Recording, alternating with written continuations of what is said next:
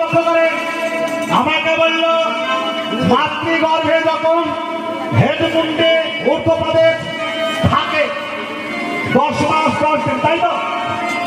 জন্ম নেওয়ার পরে ওই 10 মাস 10 দিন কেন ভোগ হয় না? তাই তো? জন্ম নেওয়ার পরে ওই 10 মাস 10 দিন কেন ভোগ হয় না? ভালো করে লক্ষ্য করেন। জীবাত্মা পরমাত্মা, পরমাত্মা বাইরে, জীবাত্মা ভেতরে। কথা দিয়েছিল পরমাত্মা আমি জন্ম নেওয়ার পরে তোমার সঙ্গে দেখা করব, কিন্তু যেদিন আমরা জন্ম নিই মা কোলে তুলে নিয়ে কাটা করে কান্না দিয়ে বদনে পরে ধর তুলে দেয়, মধু তুলে দেয়, পরমাত্মার কথা ভুল হয়ে গেল, দেখা করার হলো না।